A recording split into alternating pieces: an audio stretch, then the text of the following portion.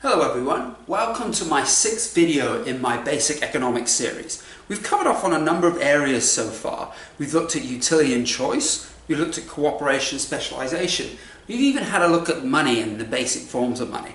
But today we're going to cover authority, and we've looked at authority very briefly in some of the other videos, so we're going to go into a little bit more detail by what we mean by authority. So when we say authority, who are authority? Who are we talking about? Who are these people that have the power of authority over us?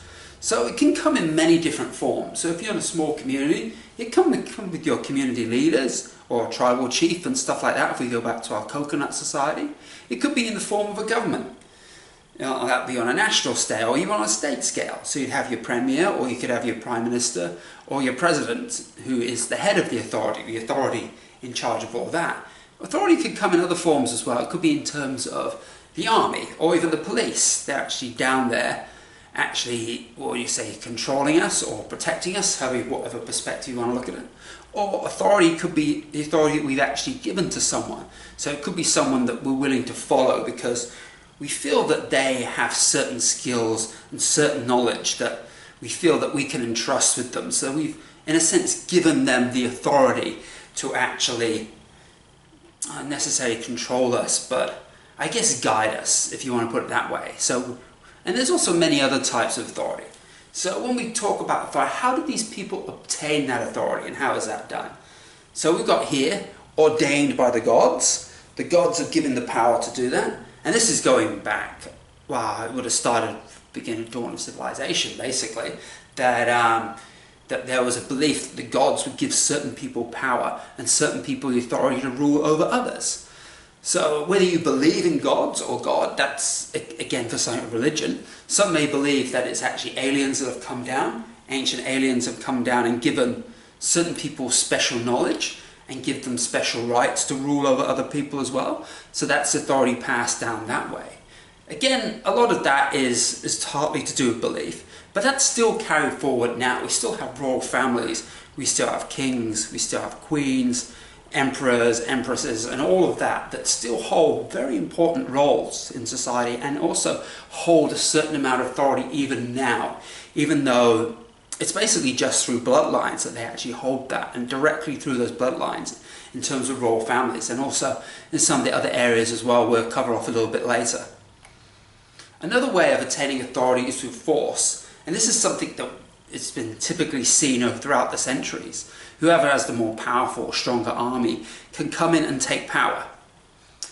That is something that I think a lot of people don't like, and a lot of the time that sort of authority doesn't last for long. All empires, the Roman Empire, the Greek Empire, all of these come to an end eventually if you get through it by force. But it's still a method that is still used today. And if you look at the number of wars that we have, it's very typical that you have civil wars, that you have change in government and change of power structure because of force. And again, even conquering other countries, we had World War II, where there was a considerable amount of force used through armies and all that to actually take over other countries.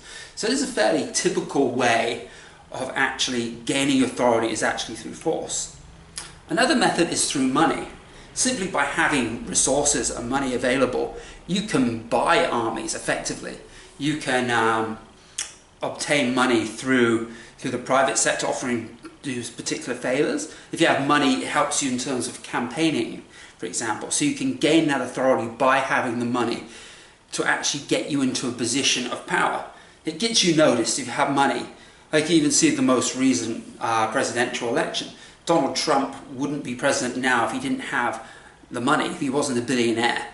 Saying that though, he actually got a lot of free publicity from the media that put him into a better position as well. So that takes us to the next thing, something a little bit controversial. So some of you may not like this, but it's something that definitely we need to talk about in terms of how you can obtain authority, and that is through covert societies or secret societies. So in effect, you'll have your puppet leaders that are the figureheads, those that we see on television, those that we see speaking, those that have the charisma to influence others, those that we believe are our leaders. But they're supported by other organizations that are often doing favors for them, supporting their agenda. And they can gain that support. Again, they could be offered money. So you could be offering money to a particular leader to push a particular agenda for a particular group. But the group that actually control are actually behind the scenes. They're not necessarily up front, but a lot of the things that are happening in this world and pushed by leaders are actually in favor of these larger secret societies, and a lot of this stuff is kept secret from people. You've got to dig very, very deep in order to find that sort of information out. So what I'd recommend is there's a number of authors, such as David Icke, for example, has done a lot of work in terms of secret societies and how they influence authority, how they influence governments and things like that. So it would be definitely an author worth looking into his reading, and also as well his website and his YouTube channel. He's got a lot of information on that. There's a few other characters as well that have got some very interesting things as well. I think there's Global Research does some work into this, and then there is Alex Jones' channel does some work into some of this stuff as well, and a few others. So another way of obtaining authority, and that is those that are nominated. So you could become in power because of an election or election campaign. So this is interesting. I think a lot of this is in combination with a number of other factors as well. So a lot of those that get nominated into office get elected, not necessarily just amongst a group of everyday people. These people have a lot of backing and a lot of support. So they have a lot of funds in order to promote themselves. They have access to certain things like debates and stuff that only the major parties have access to and the major candidates have access. And also another thing as well, if you look at most governments and most elections, it comes down to two parties in most cases. Like you have the United States, you have Democrats and Republicans. You have the United Kingdom, you have Conservatives and you have Labour. And I think the Liberals to a certain extent, but the two are still the Conservatives and Labour.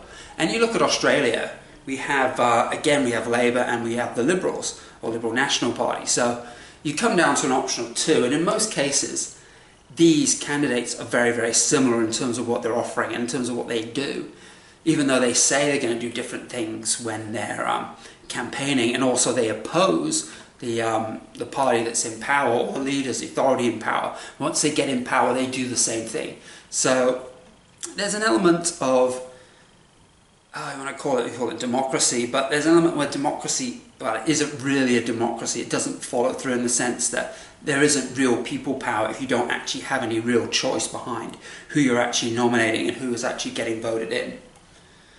So I've covered off now on what authority is, some examples of authority, and I've also covered off on how authority gets that power, what makes them authority, what gives them the right to have authority over you. So why do we need authority? Is there a need for authority? So I think the basic idea of having authority is that they are there for the people. They are there for those that they are representing. So they supposedly got the best interests of the public at mind. So for example, there could be certain things that don't necessarily happen or assume not to happen without the presence of authority. So for example, education, building of schools, hospitals, healthcare improvements, building of defence, police force, and all of this stuff. There's things where authority comes in and it's required because the people wouldn't necessarily fund that themselves. So they're here supposedly as a benevolent factor in our lives, to make our lives better, stop us, another thing as well, stop us from hurting each other, stopping us from inflicting suffering on others. So that takes us back to we talked about greed, where people maybe, they do things, they steal, they swindle and stuff like that, and things like that has been made illegal. It's to prevent us doing harm to each other, basically. So you have the police that would step in and they would stop that. It, again, doesn't necessarily have to be with stealing. It could be anything. It could be like violence towards another person and things along those lines. But what I want to cover on now is I think gets a little bit controversial, but something that I think is very evident when we talk about authority. They're there to control us. They're there to have power over us and power over our lives. Even if it is for good, there's still control. There's the what you can do and what you can't do. And that gives those that are in the position of power, the position of authority, to benefit themselves and also benefit those, if they are the puppets, as I mentioned earlier, benefit the parties that are supporting them. So let's take us back now to, what is that now? I think that was the fourth video we talked about greed. So one of the things that has been implemented to prevent greed has been authority. You have authority there to prevent others from taking advantage of a situation, taking advantage of us. That's why we've made the assumption that if there was no authority and if there was no money and everybody went around sharing and all that, that wouldn't work because people would take advantage of that. And let's just hold that notion true for now. Let's just say, okay, if there's no authority, if there's no control, there will be those that will exploit each other, those that may be more physically gifted, those that would potentially bully others. So if we have authority, we would restrict that bullying. But how well does that actually work? So let's take a look at over the last 100 years in terms of wars. So we've had many, many wars over the last 100 years. I've got a list of them here, not all of them are mentioned. And all these wars potentially had over 1 million people die in each of these. So we're looking at like World War II, the Korean War, the Vietnam War, and several civil wars that have taken place during that time, and as well as the War on Terror, which has been an ongoing war basically since September 11th, and that has taken quite a massive toll. So we were talking about a lot of lives here. We're talking about over 100 million, well over 100 million people have died because of these wars. Another thing I'd like to look at as well is prisons, incarceration.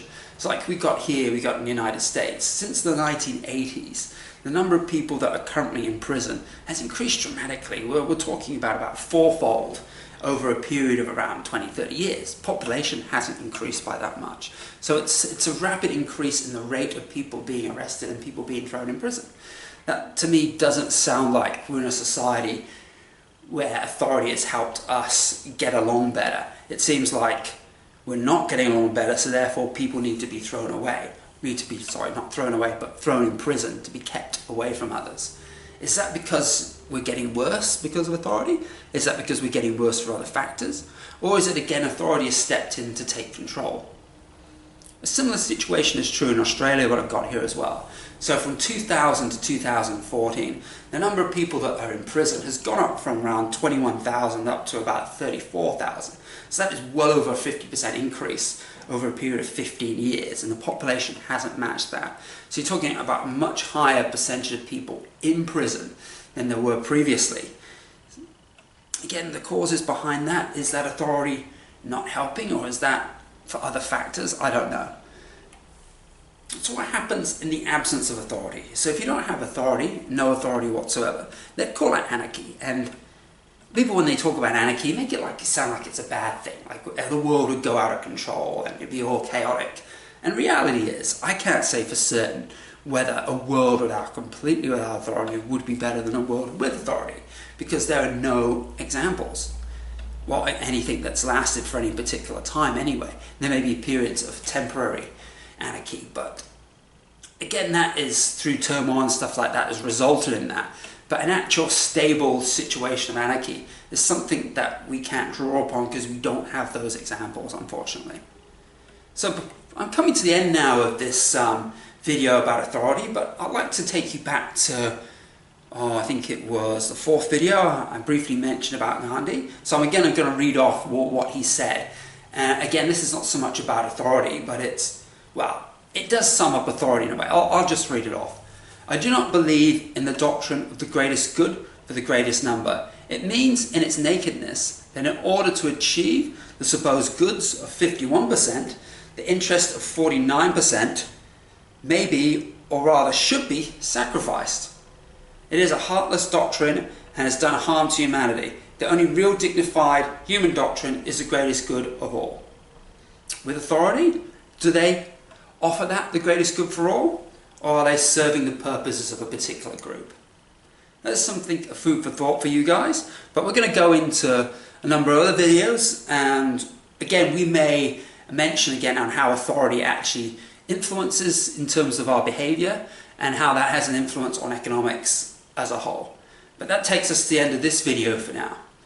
So I'd like to thank you. If you enjoyed this video, click the like button. If you want to see more videos like this, click the subscribe button. There's going to be many more videos in this Economics Basics series, as well as other videos on other topics as well. So I've got my conference series, I've got cost-benefit analysis, and I'm also going to have some more videos on veganism that I'm going to be uploading as well at some point in the future. So, stay tuned, and again, thank you for watching this video. I'll be seeing you soon.